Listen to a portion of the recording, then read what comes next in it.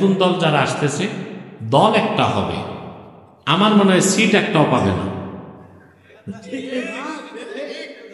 কেন? যুক্তি আছে এখানে। এই ছেলেগুলো শিক্ষা দীক্ষায় পণ্ডিত, রাজনীতির মাঠে নাবালেগ।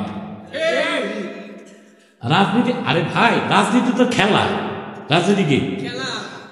এখন মনে করেন আমাকে আপনারা কিছু উচ্চশিক্ষিত মানুষ, প্রফেসর ডাক্তারদেরকে মাঠে নামাই দিচ্ছেন, 11-11 2 দলে ভাগ করে 22 জন খেলায় নামছে। আমাকে একদিক দিলেন, সভাপতিকে একদিক দিলেন, আমরা কতটুকু খেলতে পারবো? কারণ আমরা খেলা করে বড়। তো যারা মোটেও রাজনীতি করলো না, আন্দোলন এক জিনিস, রাজনীতি, তো তারা কিভাবে রাজনীতির খেলায় জিতে যাবে ভাই? আন্দোলন করতে পারবে, রাজনীতি করতে পারবে না। বাংলাদেশে রাজনীতি করে কত হোঁচট খাইতে হয় দেখেন নাই? কথা 47-এ দেশ ভাগ করছে মুসলিম লীগ, ঠিক না? ওই মুসলিম লীগ এখন কোথায়? কাগজে কলমে। ইতিহাস, একে এম ফজলুল হক এত জাতীয় নেতা যুক্ত ফ্রন্ট করছিল, কয়দিন টিকছে? পরে আসলে আওয়ামী মুসলিম লীগ, এটা তো ক্ষমতায় যেতে পারে না। পরে আসলে আওয়ামী লীগ ক্ষমতায় গেল, শেখ মুজিব দেশ স্বাধীন করলো, তারপর তার অনুগতরাই তাকে মেরে ফেলে।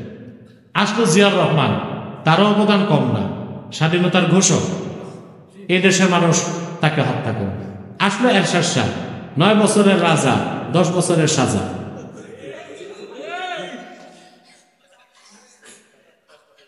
এরশাদ শাহের দলে নাই। এখন এরপর সিপিবি, জাসদ, বাসদ, ব্যাগের ছাতার মতো আছে। ছাত্র একটা দল করবে আর ভাবছে বাংলাদেশের মানুষ 1/4 ভোট দিয়া ওনাদেরকে ক্ষমতায় বসায় দিবে।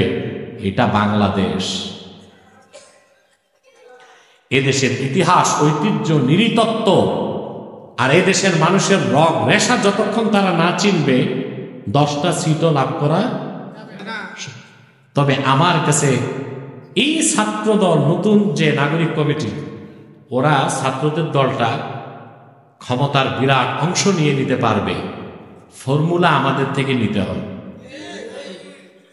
ব্যবস্থাও। বলবেন কি ফর্মুলা? এখন তো বলবো না, চুক্তিতে আসতে হবে। কারণ সবসময় আলেম ওলামাকে ওরা সিঁড়ি হিসেবে ব্যবহার করে ক্ষমতায় গেছে, পরে আলেম ওলামাকে মারে নাই। কথা বলেন, আপনাদের এলাকাতে ছিলেন শেখুল হাদিস মাওলানা আজিজুল হক সাহেব, জেল খাটে নাই 80 বছর বয়সে। মুফতি ফজল কামিনী সাহেব জেল খাটেন নাই। তো ওনাদের রক্ত ঘামের বিনিময়ে যারা ক্ষমতায় গেছে, ওনাদেরকে কি দিয়েছিল? কিছুই তো দেন। কথা বলেন, এখন যারা আন্দোলন করে দেশকে স্বাধীন করছে, রক্ত দিতেছে 13 সালে 5ই মে ছাত্ররা মাদ্রাসা, কারণ রক্ত দিছে আলেম ওলামা, মাদ্রাসার ছাত্র, ওই রক্তের উপর পা দিয়ে এরা নেতা হয়েছে। এখন এরা দল করবে আর আমরা বলবো হ্যাঁ এদেরকে ভোট দিয়ে ক্ষমতায় পাঠাবে। এত সহজ না, এবার চুক্তি হইতে হবে। রাষ্ট্র ক্ষমতায় গেলে ইসলামের কি কি স্বার্থ রক্ষা করবা? হেফাজতের 13টা দাবির অন্তত 3টা দাবি মেনে নিতে হবে। আর মার্কিন আধিপত্যবাদকে জায়গা দেওয়া হবে না। এসব শর্ত পূরণ করলে আমরা তাদের সাথে থাকব। তারা রাষ্ট্র ক্ষমতায় না গেলেও বিরোধী দল হইতে পারবে ইনশাআল্লাহ। নতুবা ফলাফল 0, একটা সিটও তারা নিতে পারবে না। আমার এই বক্তব্যটা ভাইরাল হয়েছে ফেসবুকে এবং ইউটিউবে। আমি জানি না ছাত্ররা কি মনে করছে, যা বাস্তব তাই বলছি। আসেন।